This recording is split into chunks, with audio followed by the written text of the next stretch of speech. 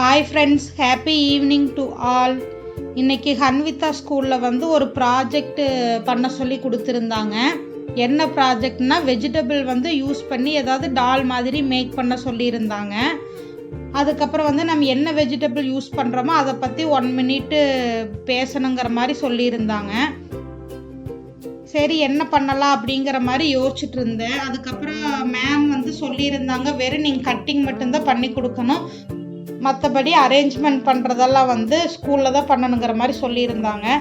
சரி நம்ம இங்கேயே அரேஞ்ச் பண்ணுறங்கிற மாதிரி இருந்தால் நம்ம கொஞ்சம் ஹெல்ப் பண்ணிடலாம், கொஞ்சம் ட்ரிக்கியாக ஏதாவது செஞ்சு கொடுக்கலான்னு நினச்சேன். பட் வந்து அங்கே தான் எல்லாம் போய் பண்ணணும்னு சொன்னங்காட்டி வந்து சரி கொஞ்சம் சிம்பிளாகவே பண்ணி கொடுத்துர்லாம் அப்படின்னு சொல்லிட்டு இந்த தென்னை மரம் தான் நான் மேக் பண்ணியிருந்தேன்.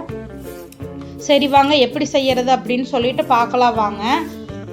தென்னை மரத்தோட பேஸ் வந்து அந்த நிற்கணுங்கிறக்காக வந்து அந்த பேஸுக்கு வந்து நான் வந்து உருளைக்கிழங்கு எடுத்துட்டேன். அது வந்து நல்லா ஸ்டெடியாக நிற்கணுங்கிறக்காக வந்து ஏன்னா கேரட்டு கேப்சிகம் எல்லாம் கொஞ்சம் வெயிட்டாக இருக்குது, அதனால் வந்து கொஞ்சம் நல்லா ஸ்டெடியாக நிற்கணுங்கிறக்காக வந்து கீழ்பாட்டை வந்து கட் பண்ணி கொஞ்சம் ஈக்குவலாக இருக்கிற மாதிரி வச்சுட்டேன். அதுக்கப்புறம் வந்து தண்டுக்கு வந்து என்ன பண்ணலான்னு யோசித்தேன்.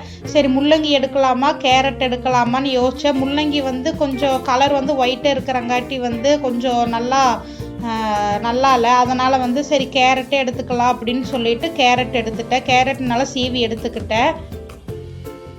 அதுக்கப்புறம் வந்து இலைக்கு என்ன பண்ணலான்னு யோசிச்சுட்டு இருக்கும்போது தான் சரி கேப்சிகம் வந்து நம்ம இலை மாதிரி நல்லா கட் பண்ணி வச்சுக்கலாம் அப்படின்னு சொல்லிட்டு எல்லாம் கட் பண்ணி வச்சுட்டேன். இதுலேயே இளநீயெல்லாம் தொங்குற மாதிரி ஏதாவது யோசித்தேன். பட்டு வெயிட் வந்து ஓவராக இருக்கிறங்காட்டி வந்து கொஞ்சம் சாயிற மாதிரி இருந்துச்சு. அதனால் வந்து இதே ஓகேவே இருந்தது, இதே நல்லா ஷார்ட் அண்ட் ஸ்வீட்டாக இருந்துச்சு. சரி இதேவே பண்ணிக்கலாம் அப்படின்னு சொல்லிட்டு இதைத்தான் பண்ணிகிட்டு இருந்தேன். கேப்சிகம் கட் பண்ணும்போது கரெக்டாக கட் பண்ணணும், ஏன்னா மேலே வரை கட் பண்ணிட்டேன்னா அந்த நிற்க வைக்க முடியாது, அதனால் பார்த்து கட் பண்ணிகிட்டு இருந்தேன்.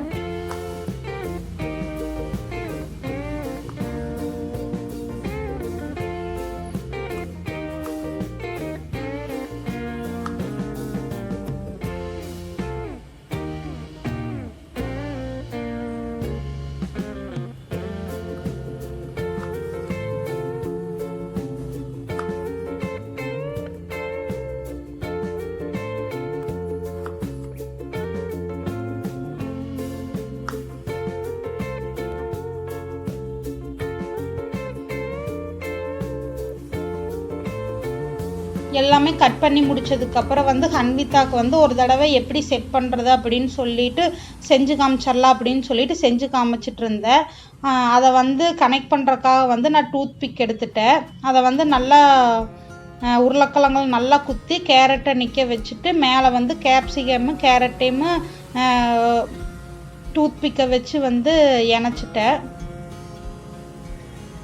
சைட் பை சைடு வந்து நம்ம என்ன வெஜிடபிள் யூஸ் பண்ணியிருக்கிறோமோ அதை பற்றி பேச சொல்லியிருந்தாங்க. அதை பற்றி கொஞ்சம் நோட்ஸ் எடுத்து வச்சுருந்தேன். பெனிஃபிட்ஸு அதில் என்னென்ன சத்து இருக்கிறங்கிற மாதிரி வந்து ஒரு பேப்பரில் எழுதி வச்சு அவளுக்கு சொல்லி கொடுத்துருந்தேன். அதுக்கப்புறம் பரவாயில்ல எப்படி படிப்பா ஒரே நாள் அப்படின்னு நினச்சா பரவாயில்ல படிச்சுட்டா. சரி கேளுங்க எப்படி படிச்சிருக்கிறா அப்படின்னு. என் பெயர் ஏ ஹன்விதா, நான் 3ஆம் வகுப்பில் படிக்கின்றேன். நான் காய்கறிகளை வைத்து தென்னை மரம் செய்து கொண்டிருக்கின்றேன். நான் உருளைக்கிழங்கு கேரட் மற்றும் கொடைமிளகாய் வைத்து செய்திருக்கின்றேன். நான் இந்த காய்கறிகளின் சத்துகள் மற்றும் நன்மைகளை பற்றி சொல்ல போகின்றேன். கேரட்டின் பயோட்டின், பொட்டாசியம் மற்றும் வைட்டமின் ஏ, B6, K1 நிறைந்துள்ளது. கேரட்டின் நன்மைகள்: ரத்த அழுத்தம், உயர் ரத்த அழுத்தம், இதய நோய் மற்றும் பல்வேறு புற்று நோய்களின் அபாயத்தை குறைக்க உதவும்.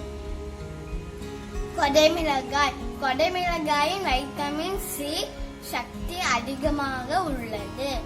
கொடைமிளகாயின் நன்மைகள்: உடல் எடையை குறைக்க உதவும், கூந்தல் வளர்ச்சி மற்றும் பார்வை திறனை அதிகமாகிறது. நன்றி. ஓகே ஃப்ரெண்ட்ஸ், நான் எனக்கு தெரிஞ்ச வரைக்கும் நான் வெஜிடபிள் யூஸ் பண்ணி இது நான் பண்ணியிருக்கிறேன். எப்படி இருக்குதுன்னு சொல்லுங்கள். இது உங்களுக்கு யூஸ்ஃபுல்லாக இருக்குதுன்னு நான் நினைக்கிறேன். ஓகே ஃப்ரெண்ட்ஸ், பாய். நம்ம நெக்ஸ்ட் வீடியோவில் பார்க்கலாம். Bye friends.